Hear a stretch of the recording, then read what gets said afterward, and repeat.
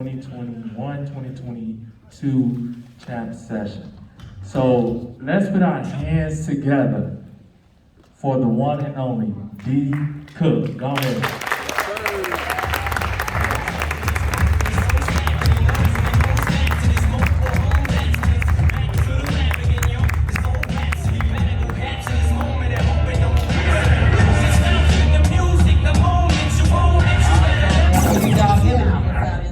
I'm really gonna need that energy inside here. Y'all know how we do. Ain't no strange happenings. This is family inside here. When I say champs, y'all know what to do. Champs! Champs! Champs!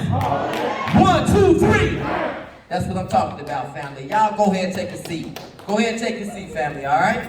So we got about an hour. We're gonna go ahead and get into it. And after that, I believe we may have time for a quick Q&A. And then you all will get to the rest of your program today, all right? That's cool, family? All right, let's do it. I remember it like it was yesterday. It was a Saturday like this one right here. Back in the days for us, ask your parents and aunties and uncles, though on Saturday, it was a big deal for us. It was a big deal for us because cartoons played all day long. All day long. It started at 8 in the morning. We could watch cartoons all the way to 2 all day long and be entertained. I was 7 years old. I remember 12 o'clock coming and they had breaking news on the TV. And my cousin Chris, she yelled at me and said, "Bro, your mom on TV." My mom ain't on TV. My mom, the lady that be in the kitchen cooking, the one who be walking me to school, the lady that be whooping my butt, the lady that I see every day, she on TV. Let me run in there and see what's going on. My mom on TV. And she was. But she was in a police car. She was in a squad car. She was on breaking news. My mom had broke up with my dad, started a new relationship with a guy, and in order to make money, they decided that they was going to rob a store. My mother, the guy, and another guy went. The guy that my mother was with got shot. The other guy got away. And my mom got caught. And she went to prison. We was living on 6819 Emerald. I remember we had to go to Grandma's house, 9622 South Van Christian. And I remember thinking to myself, I was 7. How old are you, King? How old are you, King? How old are you? 13. I was 7. How old are you, King? 13. I was 7. How old are you, King? 13. I was 7. How old are you, King? 9. I was 7. And I looked at the TV and I ran because I didn't know what to do. I ran to my grandma's room, but grandmama, mama on TV. My grandmama said, "Boy, don't sit down, boy. Your mama ain't no TV, boy. She need to get up her back here and pick you up." I said, "No, grandma, she on TV." My grandma said, "You better stop playing." And my grandma came in there and looked at that TV, and I never witnessed anything like that before. Y'all know what I'm talking about, young kings, when something happened in the house and you know it's different? Like when your mom got a boyfriend and they've been having good times, but tonight they arguing, and it sounds like your mama got to fight for her life. You know that feeling you got in your chest? That's what I felt that day. That's what I felt that day. My grandmama broke down. My grandmama broke down. And me, as a young man, I'm trying to figure out, what does this mean? Because I know I haven't seen my mom in a couple of days. Listen to me, young kings. If you got your mom in your life right now, you winning. If you got your mom in your life or anybody that loves you, your dad, grandmama, auntie, if you got somebody in your life right now that care for you, you winning.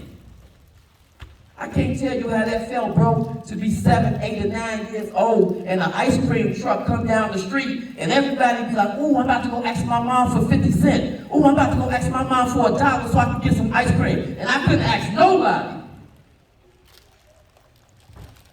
because my mom was locked up. So now I'm 8, I'm 9, I'm 10. Everything I'm learning from the hood. Y'all know what I'm saying? How to shake up, how to talk to ladies, how to be so-called real, how to be a gangster, how to hold still, how to sell that pack.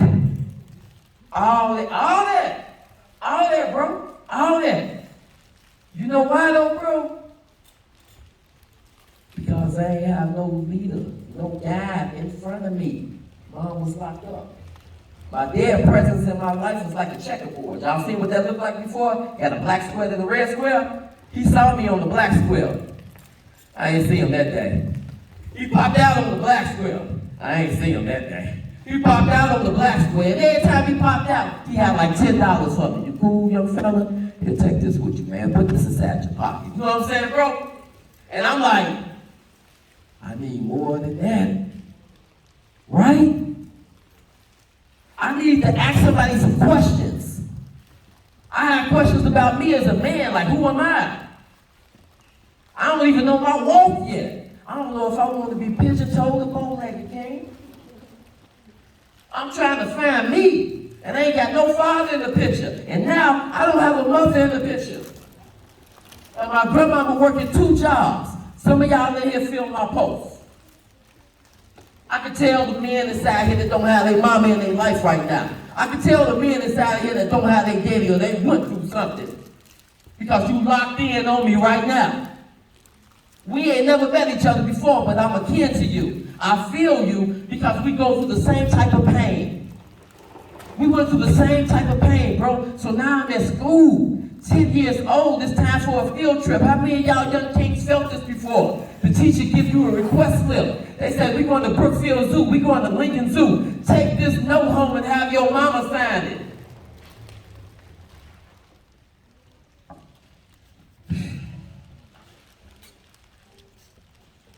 What if your mama don't live with you and I have my grandmama or somebody else sign it?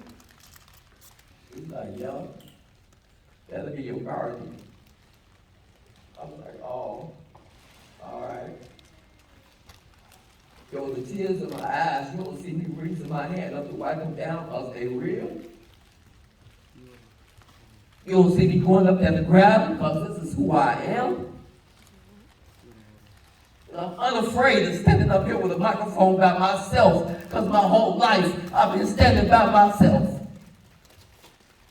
This routine. So I'm 10, I'm like, okay, mom ain't here, pops ain't here. Forget it, I'm out here. I'm throwing up gang signs now. My sister's looking at me. Like, what's that you forming with your hand? Is these pyramids? Is these rapes? Is these trades? What you doing? And I ain't know, bro. All I knew, I was mad. I wanted to fight something. I wanted to fight somebody. All my homies got their mama at the crib. They taking it for granted. She told me to come to the crib, they talking back to her. I'm like, bro, you got your mama at the house. My friends' mamas became my mama.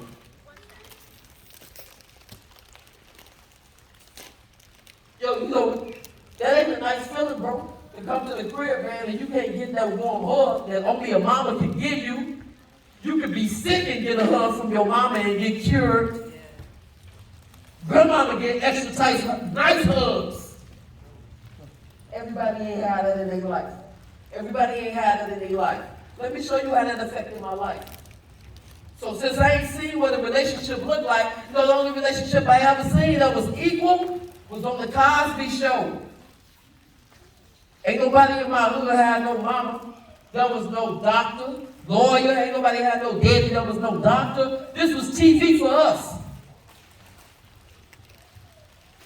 This was TV, family. So listen, when I go outside and I'm talking to girls, I don't know how to treat a girl. I don't know how she should be treated because I never saw my father treat my mama proper. Y'all hear me, Kings? We still locked in right here, Kings? We still locked in right here? Y'all feel it in your chest? You got a female in your family that you love? near and dear, whether it's mom, auntie, grandmama, it's go. Put your hands in the air right now. Put your hands up if it's just somebody that you love for real, for real, for real. You see these hands in the air? Look around. You see these hands in the air? That means that you are selfless.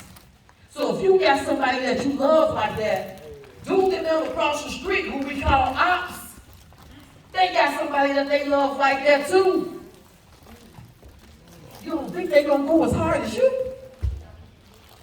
They are. They are. And family, we've been hurt historically, traumatized. So look what happened, bro. By not having my mom in my life, I thought I was good, right? I'm outside kicking it with the homies, right? We playing football, right? We playing basketball, right? We kicking it, right? We drinking, right? And then I'm out here talking to a girl, and I really don't know how to deal with emotions. I'm in high school. I ain't smoking or drinking because my mama locked up. I want to do something with my life. So when I graduated from high school, and I already tried out for a professional baseball team, the Cincinnati Reds. My boy Cliff Floyd tried out with me. He made it. Went to the Montreal Expos. That's my dude, right? I didn't. So I had to come up with another step. So I went straight to the military. And to me, I was grown. I could pay my own bills. I got my own car. I live in North Carolina. I'm grown. But you know where I was still a baby at? When it came to my emotions, bro, and my thinking process. I was still premature, bro. I was old enough to have sexual encounters, but not mature enough to deal with the emotions that I attached to them. Right? And so I leaped real quick when I came home from the Marine Corps. I leaped real quick. I got married. I wanted to show my mom and dad, y'all did it wrong. That was wrong what you did. Look at me. I got all the answers. Why did y'all have no college fund saved up for me? Why wasn't y'all there for me? Why did you try to rob a store, mama? And then I found myself in a position where I wasn't married no more. We got divorced, and the only thing that was on my mind was, I gotta get my children. I gotta get my children. And so I went up to the hair shop where my ex-wife was, and I was asking her for my children. We got into an argument. At that time, I left. I'm driving home. Y'all still with me? I'm driving home. I'm on Stony Island. I get to 87th. I make a right on 87th. I'm going east, straight to the lake. I get to CVS. I'm thinking about the fact that I went up to the shop, my ex-wife was there, I saw her with another guy up there, we still married, and I don't know what to do with my pride. So I'm riding to the crib, and I'm like, she just disrespected me. You got a whole man up here at this hair shop, you married to me, you got my ring on your hand, this leather coat you got I brought, and I'm on my way driving home. You know what I felt like? Y'all know. Come on. Straight lane. Right? What you say, Young King? Young King said, get the gun. Hold up. Hold up. How old are you? 12, right? I was 25. I turned back around. I drove back to the spot. And I did exactly what a 12-year-old thought I should do. I got the gun. A 25-year-old man. My thought process wasn't deeper than a preteen. Do you hear me, bro? We got the same thought. I'm double his age. And I'm praying they not there. I'm praying they not there. I'm not even thinking about my children no more. I felt disrespected. Because I ain't never put my hands on you. I never treated you bogus. I don't call you out your name. I'm a United States Marine. I don't want my relationship to fail because my mama's relationship failed. And you playing with my shorties, I don't have nothing else. And so I went up there, and they was there. And I said to myself, I never talked to God, bro. I never talked to God. The only scriptures I ever read was on the arms of my homies when they got out the joint. I never talked to God. I said, please, don't let me do what I have the potential to do. I'm a United States Marine. You don't think I know how to use a weapon? Please. And I walked in the front of the building, and they was there. And I did that, little bro. I had that in my hand. And it was loaded. And I walked on the side of the building, and I saw them, and I didn't know what to do. And here's a little secret too, King. Even though I had a gun, I was scared. And I said, y'all think this a game? And her and the guy ran in the hair shop. His two homies ran on the side of the hair shop. I went to the door of the beauty salon. The first door you can open up yourself, right? The second door, sometimes you got a buzz, right? I did not wear the buzz. I shot. And I thought a little hole was going to come into the glass. But the whole window fell. And now, I was in the more dramatical scene that I had even drawn up in my head. I said, wait a minute, boy. You on Stony Island Avenue at a hair shop, 8:30, 9 o'clock at night. Stony Island bus riding by, and you just shot in a hair shop? What's about to happen next? And I remember walking through there. Go ahead, Ken. Say that again. Gun. Gun? What about it? Oh, yeah. Yeah. Unfortunately, right? So I went inside, I shot, I walked along the side. It was a young lady that I knew that worked inside there, and I'll get to y'all questions in a minute. If y'all can remember that, just let me go ahead and knock this story out. I'm glad that you all got questions now, because what you're listening to is not a glorification of what happened. What you're listening to is a clarification of the realness about what happened. A lot of people get in front of you and can tell you all the accolades they got. I can do that all day long. I can come over here and tell you, you know what I'm saying, everything that happened. But before I do that, I like to meet a man where they are on the ground level. I tell you the pitfalls I had in my life first. I tell you where I messed up in my life first. I tell you where I started from first, so you don't get a false image in your head about what being incarcerated or what chasing some of these things in life look like. Now, it's a story attached to this. It's a story attached to it. So it ain't nothing nobody can tell you out there about D. Cook that I'm not going to tell you right now. The lowest I ever felt in my life when I was in that hair shop, and I saw my ex-wife balled up in the corner, scared, fearing for her life. The weakest I ever felt in my life. The weakest, bro. And I walked over there to her, cocky, arrogant, because I had the gun. I didn't know what to do. I thought I was tough. I'm like, where your dude at now? Where your boyfriend at now? Where they at? Let's go outside. Let's go get them. I got the gun in my hand. I got her in my other hand. We walking outside. I don't even hear the police sirens. I don't even hear them, family. I don't hear him. It's 1999. Some of us in here wasn't even born yet. A lot. I said 13. It's 1999. A lot of y'all weren't born, so you don't know. The OJ case was hot then. Domestic violence was a hot topic. Through the grace of God, that I'm still talking to you all today. Because when they pulled up, they was like, young fella, this is how this is going to go. I need you to slowly put your hand to the ground and release the weapon.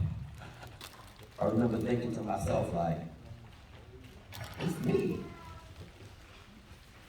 It's me, bro. For the first time in my life, the police talking to me. I've never been locked up for nothing in my life, bro. I've never been locked up for nothing. But today, not only am I getting locked up, but I'm getting locked up for doing damage to the community. Oh my.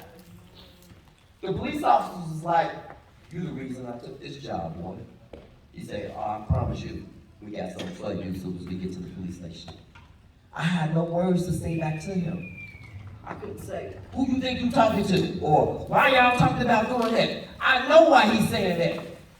I just shot at one of our black queens. I just almost took my son's mother off the map. And then his father would have went to jail, and he would have lost both of his parents in one day.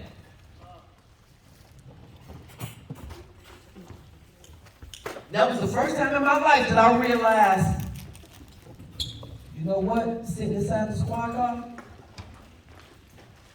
you don't have control of your emotions, young man. I didn't have control of my emotions. I didn't know how to regulate my emotions. All together, somebody say, regulate my emotions.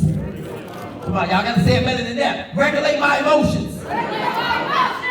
You in control of that. You in control of that, family. Do you know for the first 6 years, every time I went to court for that case, I saw my ex-wife and the dude that was with her in the courtroom every time. You know how little I felt, bro? Walking into court, and I gotta turn my back. I shot at this through a glass door window, and the bullet ricocheted and grazed her on the leg. The one shot. It ricocheted off the glass and grazed her on the leg. The one shot. I didn't shoot again. I was facing an attempt murder. Attempt murder. Remember I said we walked from inside to outside? I was like, where your dude at? Where your boyfriend at now? Remember I said that? Attempted aggravating kidnapping charge. If you move somebody 15 feet beyond where they want to stand, that's attempted aggravating kidnapping. I got a kidnapping charge and an attempt murder. My ex-wife, who was the mother of my son. I need to let that sink in for a second. Like, how do I explain that to my son 20 years later? And that time has come. My son's 22 now. I didn't know how he was going to accept me. I had to lay down for 10 years. And 10 years doing that bit. I promise you, that was the first time in my life, bro, that I stopped to take on my life. You know how you wild out every day? We do the same thing every day, like paid in full, money bitch, every day, every night. He come home, he take off the chain, take off the watch, put his wallet on the table, put his money on the table. That was the same routine. You never get a chance to see yourself. You never get a chance to see yourself. You never get a chance to see yourself. And in prison, I got a chance to see myself. And you find out if you're a real man or not, because ain't no guns in there. We got to check all guns in at the gate. All you got is the hair that's on your chest and these 2 paws. Yeah, real talk. And whoever you are, they coming to get you. I don't care if you 6'8". We'll send 4 people at you, and you gonna go down. And I had to live in that for 10 years. But the crazy part about living in that, I was like, oh man, what? Are you serious? This is how my mama living right now? My mama in prison? She a porter on the gallery. She cleaning up the gallery. My mama wrote me a letter. We had correspondence with each other. Ain't none of the homies on the block write me. None of the stones hit me, bro. Ain't nobody hit me. I ain't had no benefits. My mama hit me. My mama hit me. Like, boy, this is my worst nightmare confirmed. The 2 things that hurt my heart being in prison. Did I tell y'all how much time they gave my mom? Did I skip over that? I'm sorry. They gave my mama 60 years. I'm sorry. I was 7. That means she got to serve 30. But I ain't know that at the time. I'm counting 60 plus 7. I'm like, I'll be 67 when my mama come home. Bro, I was mad. I was mad, bro. I was mad. Why did she get 60? Because her boyfriend that got killed at the store also shot at the security guard that was in there, and he died too. The other guy got away, and so my mama had to do the time, right? And she ain't telling the other guy. I've never met her in my life. I don't know who it is. She never said nothing. and my mom had to do 60 years. So now I'm in the neighborhood, bro. I'm not for none. Let me get to you. I'm not for none. I'm mad, bro. I'm mad. I want to fight everybody. Even my auntie that want to whoop me in the house. Because I'm like, you wouldn't put your hands on me if my mama was here. My sister had it the worst. She would get in trouble when she'd jump on the top of the school building and stay up there till my grandma came home. So when nobody put their hands on us. So I told myself like early, bro, I can't depend on nobody to do nothing for me. I got to go get this. I got to go get it. So in my cell, that was the first time. That was the first time, bro, that I ever watched myself. I stopped the tape of my life. I jumped off the tape of my life. I rewinded it, and then I pressed play, like it's a CD. And I just watched my whole life from my cell. That was the next. And I remember that when you were 6 years old. Right, yeah. Yeah. I remember that when you were 7, when Mama walked you up to the school. I had no idea knowing that was the one and only time that my mom would be able to walk me to school. I'm just trying to hold on to the memories. I'm in prison like, I remember when I was 13. I remember when I was 15. I remember when I was 18 and I signed up for the Marine Corps. I served for 4 years inside the Marine Corps, trying to find who I am. And then to come home, bro, to get locked up because I couldn't control my emotions from a woman that I married and I loved. I feel sick, bro. I feel sick, bro. So I had to focus my mind. Somebody say, focus my mind. Focus your mind. Focus your mind. Focus your mind. I stopped going to the yard, bro. I stopped lifting weights. Because it didn't matter how many weights I lifted inside prison, I wasn't able to break myself out of my cell.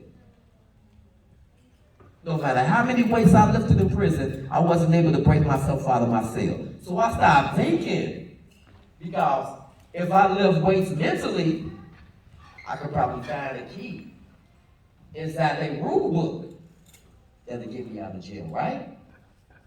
So for me, that was the first time in my life that my mind was the most powerfulest thing that I ever had. Understand me as I say this to you again. When I was out on the street, the most powerfulest thing I had in my possession was my mind, right? When I got locked up, we had to check the guns in the gate. The most powerful thing I had then was what? Nines over nines, bro. I didn't tell you that you can't own a weapon. I said, make sure your mind is more powerful than your nine, though.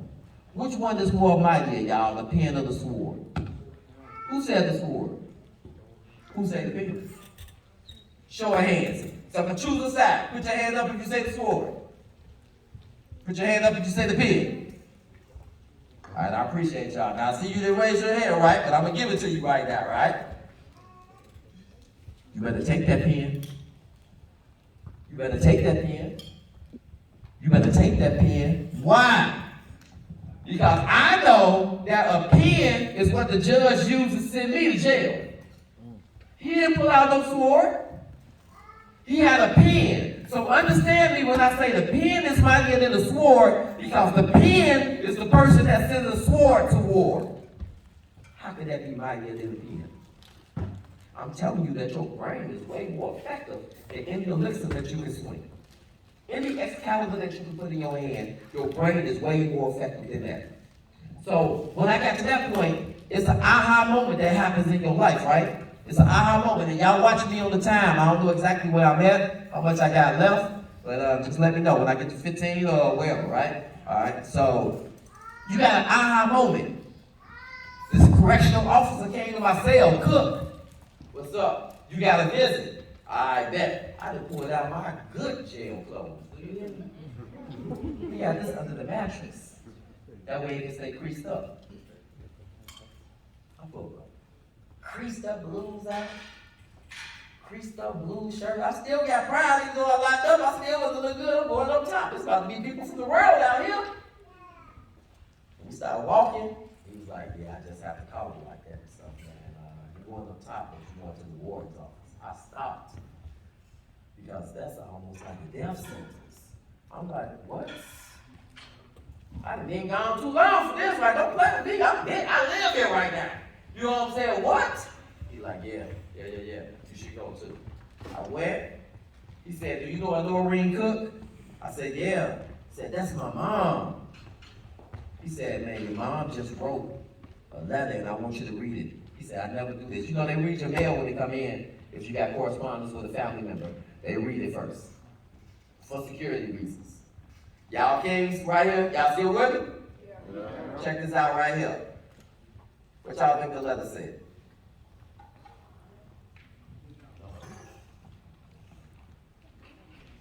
An apology? Okay, yeah, it was an apology in there. It was an apology. She said something else though. What you think she said? Okay, I'm gonna tell you. All right, you got a guess too? All right, what you think she said? I think she said, why she did what she did and how it happened. She did that too. Yes. And she, oh yeah. That's right. What else she said? She was getting out. No. Oh. But I'm glad you said that. Because you lead me into what she said. Not only did, I got a couple more. Let's do this real quick. Remember what you said? I said no to yours. She put your years on her years. Already, King. Already, young King. I got you, young brother. He got the answer right? Y'all heard what this King said? My mother wrote a letter to the warden. At this time, my mom had been incarcerated for almost 17 years. And she asked the warden, can he put the 10 years that I have on my time on her sentence so her son can go home.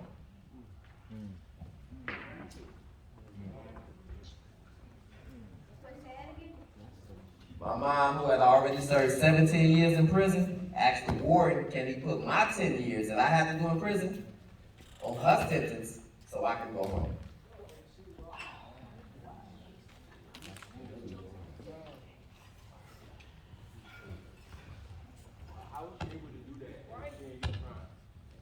Oh, so she wasn't able to make it happen. She was asking the warden, could he do it? She wanted to know if they could put the rest of my time on her sentence. So, now, when I read that, I ain't gonna lie to y'all, man, tears started falling from my eyes immediately. Because I've been doing a lot of thinking when I was locked up. And I cried because I knew how much I hurt my mama. And so I have to make a decision, bro. I have to make a decision in jail. I have to get a set of goals inside my head and say to myself, after I looked up at the warden, I said, I know you can't do this. I know he couldn't do it, Justin, but I'm like, this will be the last time in my life that I'll ever put my mother in a position where she'll have to beg another man for my freedom.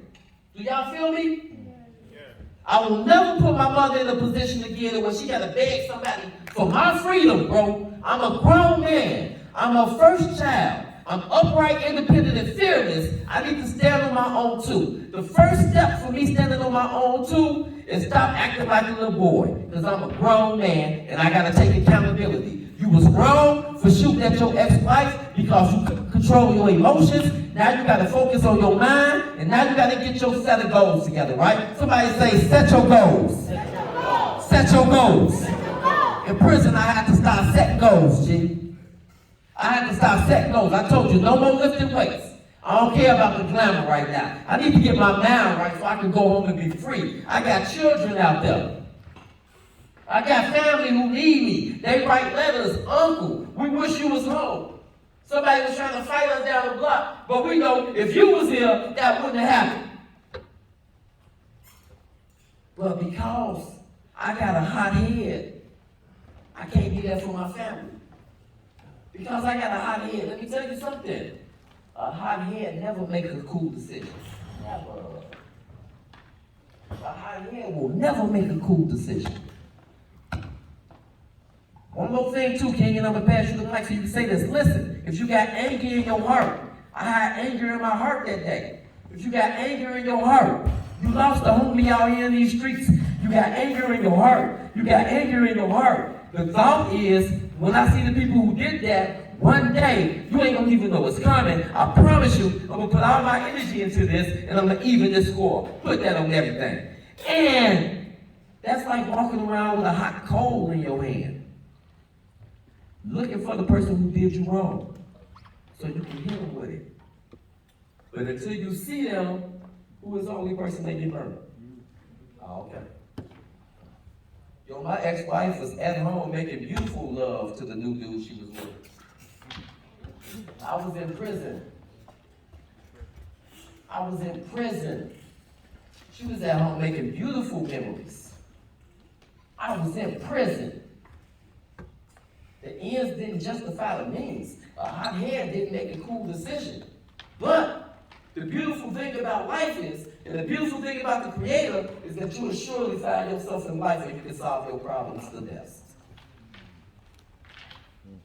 I would set aside a dismal grip intentionally, deliberately. I never would have stopped that tape on my life and rewind it. I never would have did that, bro. Life was moving too fast out there. He had to sit me down. And then it was in there like, okay, because I've been moving all my life. Before that, I had the waves. I had muscles. I had a motorcycle. I thought I was handsome. It was all good for me, right? But my best thinking in the world got me to Menard Correctional Center on 7 Gallery West House. My best thinking in the world. All that thinking that I had was like LeBron James on his first year. He just had raw talent. You can't stop me. But they ain't win no championship that year. Because they ain't have a system. I didn't have a system. I didn't know what my passion was in this world. That's why I'm asking you, brothers, what I'm asking you. And I'm making eye contact with you. Because if I was 7 and I needed to know what my passion was, you definitely need to know what yours is right now. Right? Because your pain that you go through in your life, that one thing that you don't like, the fact that you got to wake up, the food ain't in the refrigerator, ain't no oatmeal in there, oatmeal beat no meal, ain't no oatmeal, ain't no grits, ain't no bacon, ain't none of that. We barely find some bologna when we can put it on the skillet by itself. We ain't got no bread. We just waiting on that bologna to bubble up in the middle. We ain't got no hot water in the house. We put it on the stove and then put it in the tub so we can take a bath. Do y'all feel me? This is what we come from. And we ain't got no time to be throwing our life away off of our emotions. Because I didn't focus my mind. Because I didn't have a set of goals. So the last thing you got to do, remember this, King. Somebody say system. All right? System. It stands for this. Save yourself time, energy, and money. I'll repeat that, because that's $1 million worth of game. Save yourself time, energy, and money. If you come out the house like I did, like Money Mitch or LeBron in his first year, you just got talent. But you don't have a system. And sooner or later, you're going to run the rubber off the bottom of your shoes. You need a system. What was those things that we put up right there? Didn't somebody say consistency? You got to form a habit with something positive. That means you got to have priorities. Let me tell you something about priorities, family. Real quick, it's about you guys today, but let me show you something about connections that you have in life. My new era family. Can y'all stand up for a second? All power to the people. All power to the people. All power to the people. All power to the people. New era, new era. New era, new era. All power to the people.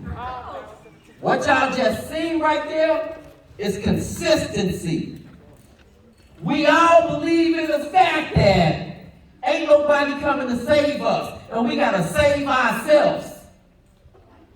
We all agree with the fact that it's a lack of unity between mother and son. King, it's real talk right now, King. Real talk. Real talk, right? Because we losing people on a daily basis. We just lost somebody the other day, right? On the news, I was 12 years old. We lose men on a daily basis. 2 men in Simeon was just shot a couple weeks ago. We being hunted, kings. They'll kill us. They'll kill us. They have meetings like the meeting we having now about how to extinguish us. We got to have meetings about how to preserve us. Right? So when we come talk about a system, let me give you a system on what your priorities should look like. I don't care if you want to be a rapper. I don't care if you want to play sports. I don't care if you want to work in tech. This is what your system should look like, because this is the system that we follow, not just with New Urban Chicago, but New Urban Nation, because it's the pattern. Preservation of self. Somebody say preservation of self. That's number one. Security of family. That's number two. Connection with the community. That's number three. Somebody say, become financially aware. That's number four. And somebody say, get politically involved. That's number five, family. Listen to me. New Earth family, I love y'all. Y'all go ahead and take a seat, kings and queens.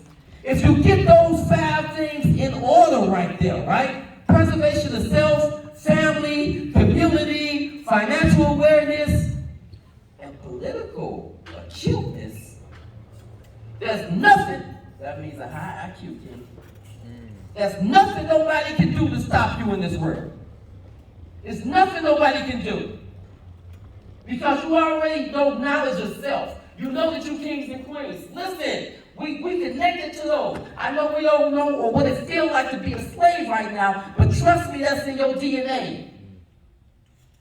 It's in your DNA. You ain't never baled a barrel of hay. You ain't never picked cotton before, but your great-great ancestors did.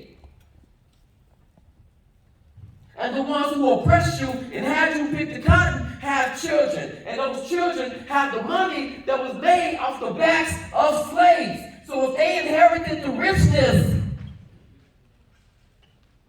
don't be in disbelief in the fact that we can inherit the poverty. This is real. This is real, family. Historical trauma is real. Ask the kings and queens, ask your mom and dad when they go home, the first thing when they saw George Floyd, they will tell you that they thought Emmett Till. It's important. It's important. What was the one thing that you think was taken away as slavery? Listen, brothers, we're in the northwestern shores of Africa. It's a slave ship out here. I'm saying this for a reason, because you gotta know. When we don't pass information, we move differently.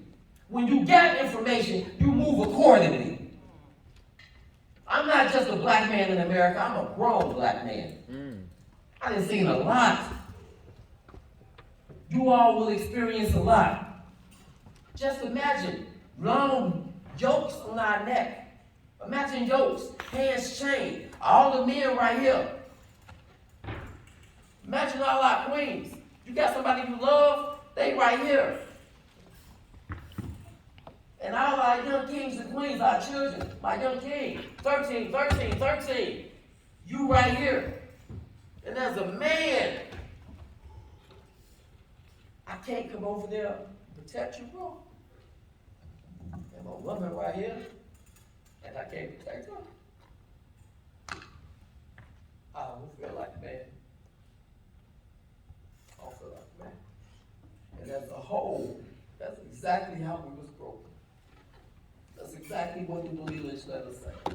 Separate dark from light skin. Separate old from young. Separate men from women. Switch everybody role up so don't nobody know what they're supposed to be. Now look at your community again. Look at the woman, no disrespect. We just talking real, right? Look at the role that the woman played. Look at the role that some of the men play. Why did that happen? Historical trauma. A black man would get tar poured on him, feathers on his body. They would tie his arms to one horse, tie his legs to the other one, slap both of the horses on the butt, and make them run separate ways. You said, ooh, right? That's what everybody in the community said. That's what everybody in the community said. So the next time mama needs something to be addressed and the slave master come in, she's not going to send her son to talk. Why? Because she saw what happened to her husband, right? She going to send her daughter, even though she knows it's a possibility she may be raped. But she's coming back home.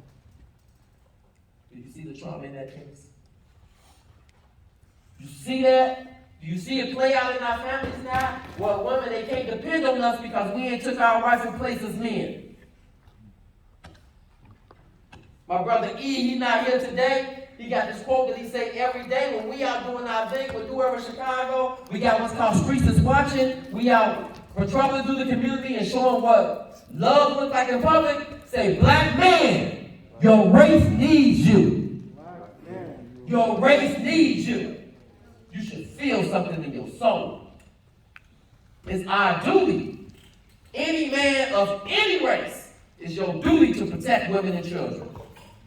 It is your duty to do that, bro. And you can't do that from a jail cell. You can't do that being 6 feet deep. You know what some of the best books in the world are? In the graveyard. Because somebody was scared to write it.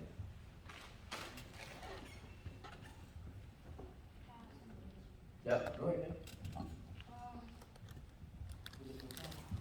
You remember in the beginning of the story where you said when you lost your mom, you said like you would hate hearing when like there's an ice cream truck outside and you hate hearing people say, "Let me go ask my mom for some change." I feel the same way with my dad because he didn't die. My mom and them divorced when I was 5, and then just like a week ago, he moved to California with his wife and my baby sister. And every time I go to football practice, I be seeing the dads helping out in football practice, and I be sad because I don't have my dad to help me out. First of all, I kind of like me and Brother Aaron, we kind of like did this before we was out one of the pastors, right? But y'all kind of like put y'all hands out, kind of like metaphorically, put y'all hands on this brother right here.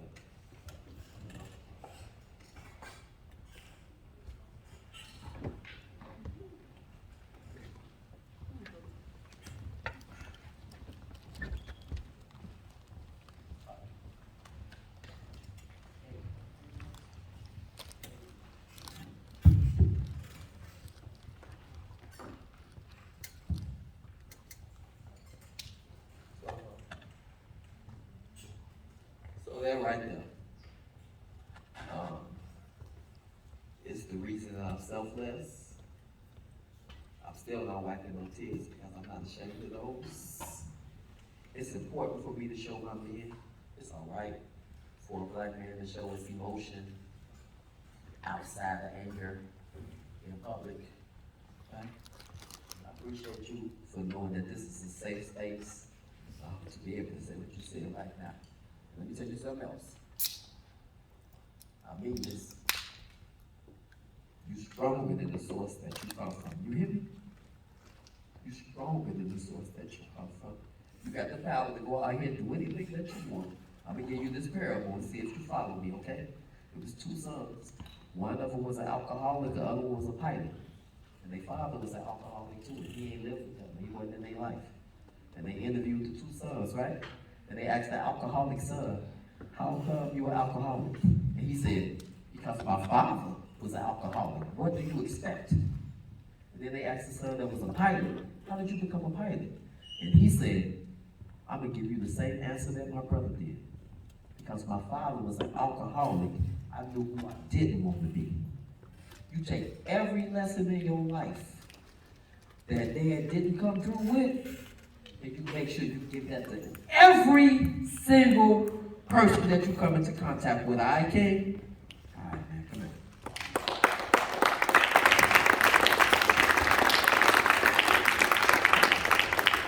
All right, family, look here. I I'm pushing up on the hour right now, and it got to be about that time. I know y'all got things that y'all got to do today. I see my whole New World family, champs inside here. Real quick, get to you, King. You got something? Go ahead, because I've been having you wait for a minute. Go ahead, King. I was trying to say that I did lose my grandpa because he had lots of diseases, so he had passed away. But my parents kept it away from me when I was like 5 years old. And then I figured it out like a few months later, and I didn't get to see him again after that day. I just missed him. Y'all know what to do, family.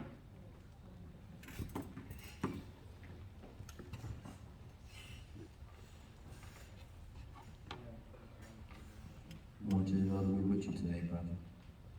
These hands, this family that you see around here, you need to know for the rest of your life that this is your family. Right? We love you. You're brave right now, young Kim. You're brave right now.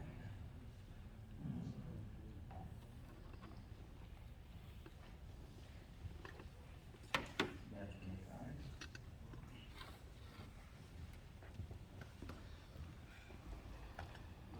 And family, we all in agreement that it's real out here, right? Y'all, if you didn't know before today, you know it's real. People sharing things that they suppressed underneath them, man, and probably ain't said out their mouths. He said since 5. You hear me? What if he didn't get an opportunity to talk about that today? In 10 years from now, he's still carrying something from when he was 5. He didn't have nobody to give that to. Kings, it's your job right now, right now. We're not waiting till tomorrow. You 13, this is what I need you to do. When you leave here, every day, you take your one hand and connect to somebody that's older than you. And take this other hand and connect with somebody that's younger than you. And move through life in that circular motion right there. Because it's not linear or straight. You're going to come back around. King, you are more powerful than you will ever know. You are more powerful than you will ever know, bro. You got a whole lot of heart. I don't know if I had the type of heart at your age to come and speak in front of a lot of people and express something that's hurting me and paining me. I see greatness in you, King. You upright, independent, and fearless, and ain't nobody gonna knock you off your square. You hear me, King? Y'all clap it up for these young kings inside here.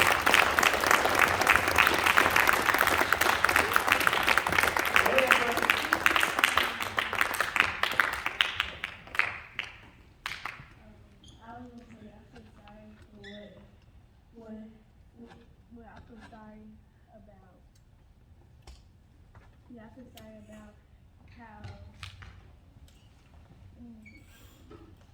how that happened to Grandpa, and I feel sorry what you happened.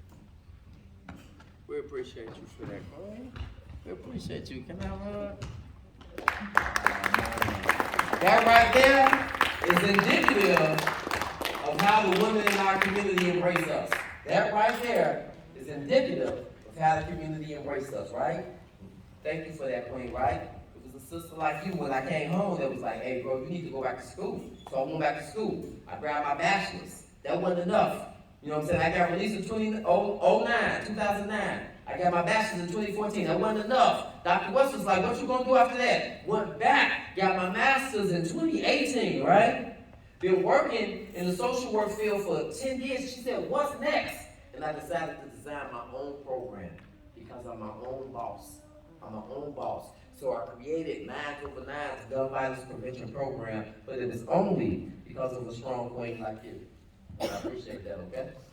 All right. Okay, family. All right. Do we have? I don't want to tell them no. Where's Brother Christian at? How much time do I have, King? Okay. Tell me, shut me up, Christian. Let me know. Go ahead, King. I gotta say, there's 2 more things. 8 minutes? Okay, all right. I gotta say 2 more things. The first one is that my mom works for this organization called Heartland Alliance. Yeah. She worked for it. So first she worked for it when we came back from Atlanta and Chicago. Then we went back to Atlanta. And then when we came back to Chicago, she worked for the same Harlem Alliance, but like in a different building. And when I went there, I had a lot of fun with the boys, and I just really enjoyed that time. And another thing is that in my entire 10 years of living, I've only seen my sister Kashira like for a week and a day, and I really miss her. And every time I came back from school, in that week, she always helped me with my homework. She got me at school. She was basically like a second mom to me, even though we both had different moms with the same dad. And the last time I saw her was Christmas in 2018, I think. I was 7, and I just couldn't wait. I was so excited when I heard, but then I couldn't stop myself from crying when she left. It's been a couple of years. All right, thanks for sharing that. Hopefully, y'all can get back in contact. Maybe it's some things that we can do on social media and stuff like that to make that happen. All right. So we're gonna talk a little bit more about that because it's probably something we can do right here and right here. Okay. Okay, so this is for all the people that have family and don't have family. Whatever you do, just keep dreaming. Whatever you go, just go wherever you want. You can be free. You can do whatever you want. You can pay whatever you want. You can drive whatever you want. You can go wherever. And it don't matter what you lose or anything that has been lost. Always dream bigger to keep going and to always love. Anyway. Give it up for that right there. That's right there. I appreciate that, Amari, all right? I appreciate you remind me of me. You know what I'm saying, all right? All that wisdom inside your head right there. I appreciate that, bro. So we didn't see how many emotions we went through today? We was mad early. We almost grabbed the strap earlier, and now we all the way. Look at all this wisdom you're giving out, right? So you see how my move earlier was wrong because I had something to get to the people, right? And so do you. All right? Amen. All right. Go ahead. Your presence will inspire them, but your legacy will lead them. And when I think of that quote, I think that as everyone, and as we sit in this room as black men, I don't think I've ever been in a room with a group of black men who have been willing to be this vulnerable with each other. And that is the most powerful thing that I have ever witnessed when it comes to black men. My staple, my goal is black excellence. And everything that I do is that I'm changing the narratives from black boys to black men of black excellence. And so, listen to Floyd, and as I have a very close connection with his family, I begin to understand the importance of mentorship, the importance of guiding, and the importance of loving one another. And the only thing that can come to mind when listening to everyone is that your presence will inspire them, but your legacy will lead them. And your job and responsibility and your obligation is to figure out what legacy would you leave behind. And when you ask the question, what is my legacy? The answer is every life you have encountered, every life that you have impacted, every life you have touched. Your legacy would not be you were the NBA player. Your legacy would not be I was the world's greatest speaker. Your legacy is who you touched throughout the time you lived. And the question is, what dreams, what desires, what goals you have fulfilled before it is too late. That is what a legacy is. And so as black men, it is your job, your dignity, and your obligation to realize what a legacy is and realize how you will impact the person sitting next to you, the person who will sit across the aisle from you, the person who will sit behind you, the person who is 1,000 miles away but needs to hear I love you, needs to hear you're a strong black man, needs to hear that someone cares about them. That is what a legacy is. And so I look out at all the young men here today and I realize that everyone has a legacy. might not know what their legacy is right now, but you have a legacy that can be pursued in the future. Your presence will inspire you, but your legacy will lead them. I don't think I have anything to come behind that. That wraps this up right here, right? So this time we got like about a minute and a half, 2 minutes before I get out of here. I'll be remiss if I didn't show love again. Give y'all self a round of applause for being here. Sitting through this whole thing, learning. My NEC family back there, I love y'all. All power to the people for sure. But right here though, Champs Male Mentoring. Y'all give it up for Brother Christian Terry, because I would not be here if this brother didn't make this happen. And your whole team. I see all the mentors over here. I'm telling you, brothers like Corey, Coach O, Sam, Aaron, King, yo, they give unselfish. Listen, family, I've watched them. They pour from their hearts. That clap is warranted right there, right? Because they give all the time. Coach O in this. He in this. I see him doing that, making sure he every step back with his eyes closed. He know it. You got people you can go to. If you ever feel a certain way, I put money on this. You go to this man right here. I guarantee you in good hands, family. I love y'all, okay? This is a quote that I want to leave you with before I do, Brother Justin. Ain't no strange happiness, bro. We here for a reason. I'm shaking this man's hand right here, and I'm pulling him out because, man, ain't no strange happiness. Me and his mom grew up next door to each other. Next door to each other. Everything that I told y'all today, she knows. Back and forth. And she felt it was that important to bring her son here today to hear what I have to say. And I appreciate you for getting up and coming. I know. Respect. All right, check this out, family. Go, you have something? Okay, check this out, family. We closing out. My wife over there, Michelle, I love you, queen, all right? Listen, family. The gleaming mountain of success is really a pile of trash. I'm going to repeat that. Think about all the videos you watch. Think about all the physical things that people try to sell to you. The gleaming mountain of success is really a pile of trash. The difference between successful living and unsuccessful living is not trouble-free living.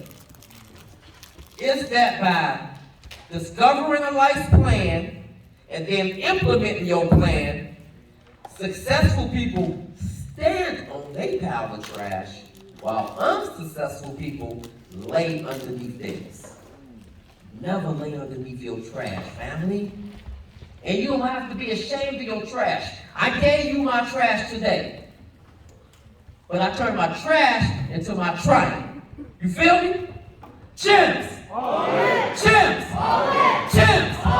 1, 2, 3! Well, that's my time, family. It's your boy D Cook. I love y'all.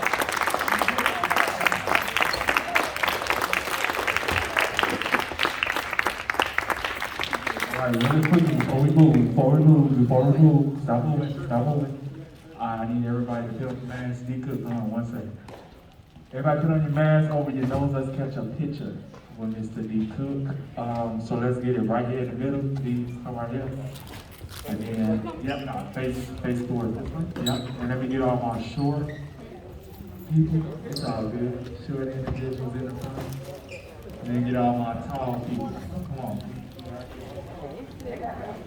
Come on. Come on. All our guests, we want you in the picture. Also, make sure, gentlemen, when you're coming in this picture, have your mask over your nose. Have your mask over your nose. We would like everybody to get in the picture over there. Let's scoot in some more. Scoot in some more.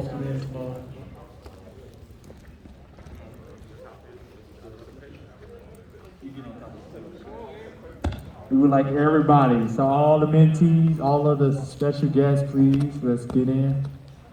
Come on, I got this big gap right here. Come on.